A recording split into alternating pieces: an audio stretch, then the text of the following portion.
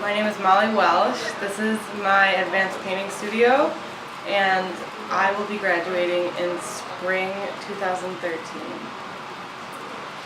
You said you resist stopping at what's easily simply beautiful. How do you feel about beauty in your work? Are you trying to push against it? Do you hope it finds a way in there somewhere by accident? Or is it not a concern?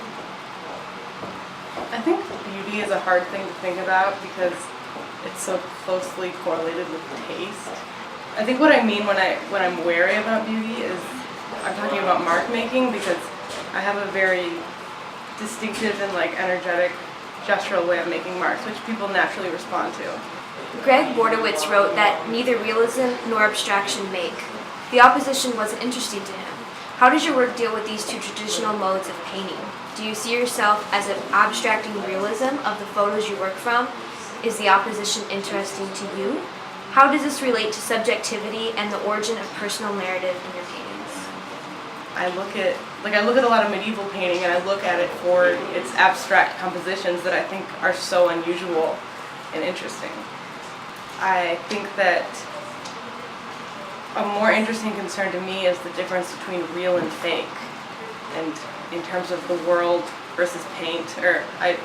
One thing I think about a lot is when I was a kid, and you play house, and you have kitchen toys, like fake kitchen sets. Like I had a fake laundry room when I was a kid, and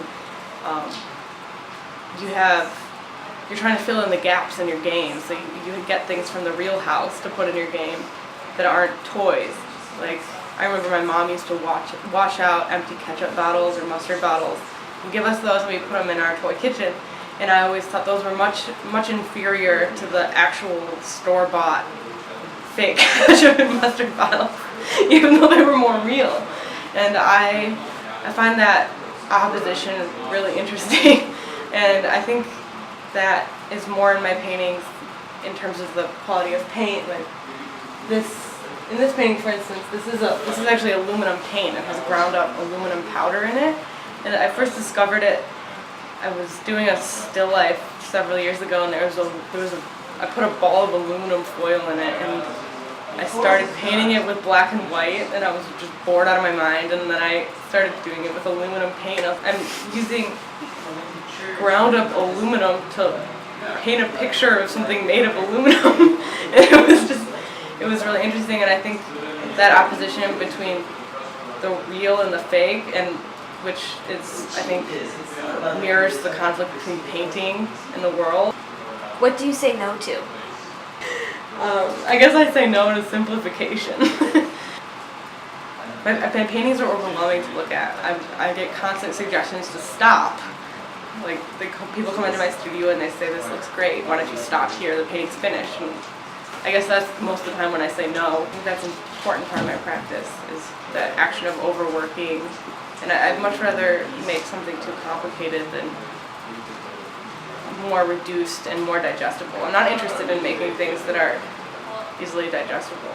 The paintings that you make sourced from family photographs, do those photographs feel as strange to you as random images that you get from magazines or other sources? Or does the fact that they come from a personal history or personal narrative change something for you? Family photo ones are never less strange because I choose photographs that are very unrealistic. All the photographs I choose don't look photographic in the sense that we think photographic means realistic. It's kind of irrelevant that they are family photographs. This is a two-part question. I'm personally interested by the ideas of visibility and generosity in your work. I feel that your work is totally generous, but not clear. Generous and how haptic it is too. Very, very touched paintings that feel labored and cared for and eager, but totally convoluted. What are you working towards in a painting? What does resolution look like? And how do you know when a painting is done? And in terms of when a painting is done, a lot of times it's done way before I want it to be. My paintings are generous in the sense that I show a lot of layers as I'm working.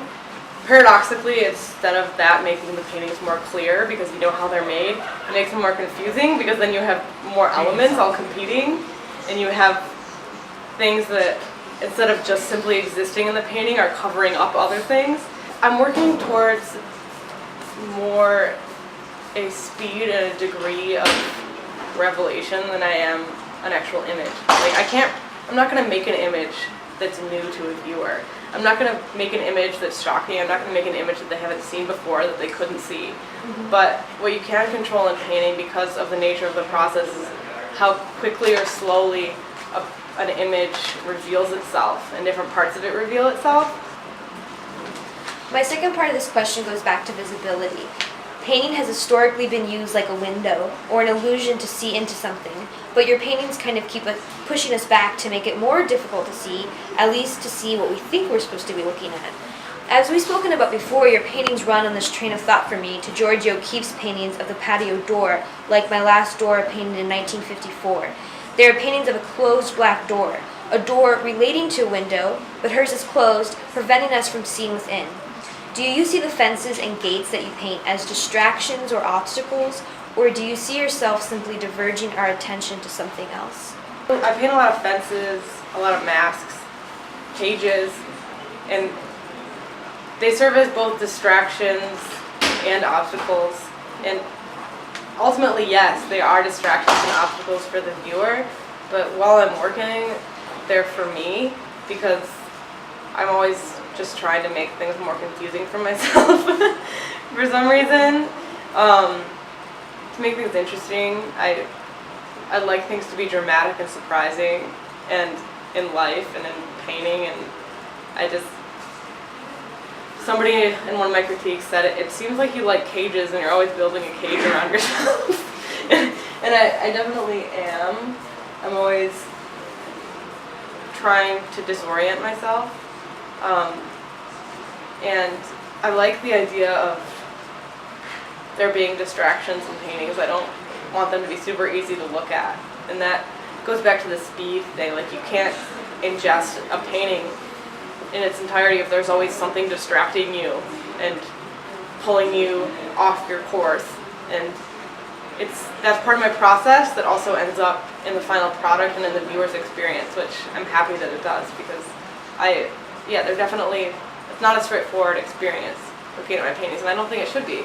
Your gates and fences also read as a form of grid. Do you think of them as providing order to your paintings, or are they a tool, like I would argue Kai Bott uses the balcony as in his painting View from a Balcony 1880 as a way to create a kind of directed confusion?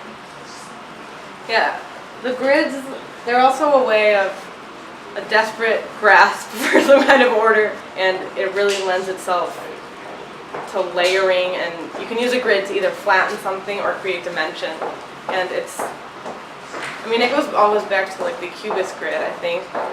It's a way of understanding the space and manipulating it.